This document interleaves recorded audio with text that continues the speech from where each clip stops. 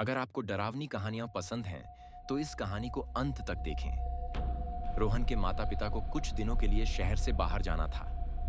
उन्होंने रोहन से कहा, बेटा, हम दोनों को कुछ दिनों के लिए आउट ऑफ सिटी जाना है। तुम अपने दोस्तों को रात में बुला लेना और खाना वक्त पर खा लेना। रोहन उनकी बातों में हाँ मिलाता है और फिर उसके माता-पिता चले जाते हैं। रोहन अपने कमरे में अकेला बैठा हुआ था। असल में रोहन को अकेला रहना ज्यादा पसंद था। ऐसा नहीं था कि रोहन के दोस्त नहीं थे, लेकिन उसे अकेले रहना ज्यादा अच्छा लगता था। इसी चक्कर में जो उसके माता पिता ने कहा था कि रात को अपने दोस्तों को बुला लेना, उसने उनकी बात को नजरअंदाज कर दिया। उसने सोचा, मैं अकेला रह सकता हूं, मुझे किसी की जरूरत नहीं है। तभी उसके माता पिता का कॉल आता है और वे रोहन से पूछते हैं, क्या तुमने अपने दोस्तों को बुला लिया, क्योंकि रात होने वाली है? रोहन झूठ बोलता है और कहता है, हाँ, मैंने बुला लिया, आप फिक्र न करें। फिर माता पिता से बात करने के बाद रोहन अपने कमरे में सोने चला जाता है। देर रात रोहन को अपने कमरे की खिड़की से कुछ आवाजें आती हैं। वो उठ जाता है और थोड़ा घबरा जाता है, लेकिन हिम्मत करके देखने जाता है। वो देखता है कि हवा तेज चल रही थी, तो उसी की आवाज हो रही थी। यह देखकर वो वापस सोने के लिए चला जाता है।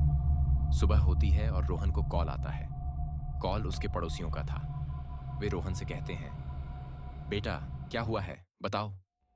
रोहन कंफ्यूज हो जाता है और पूछता है, क्या हुआ अंकल?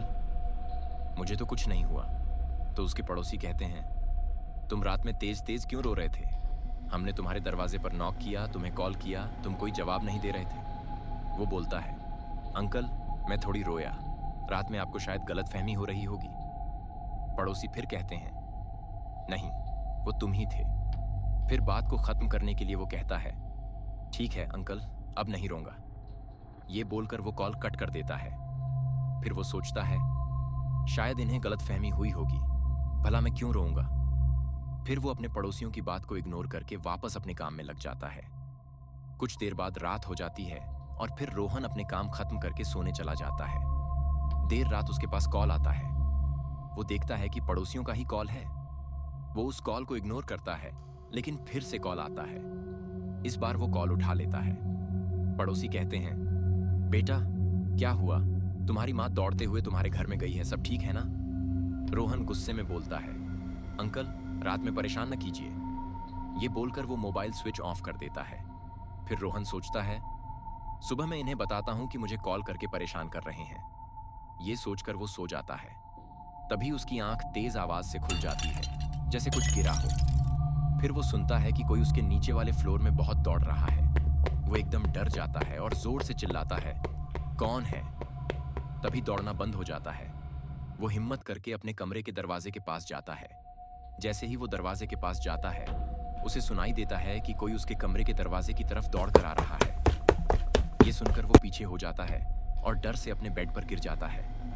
रोहन की हालत एकदम खराब हो जाती है। डर से उसकी पूरी बॉडी ठंडी पड़ जाती है। वो देखता है कि उसकी खिड़की खुली हुई है। वो बहुत हिम्मत करके खिड़की बंद करने जाता है। जैसे ही वो खिड़की के पास जाता है, वो देखता है कि एक बहुत खौफनाक चुड़ैल उसके खिड़की के सामने वाले पेड़ पर बैठी है। ये देखकर रोहन बेहोश हो जाता है और उसी खिड़की से नीचे गिर जाता है।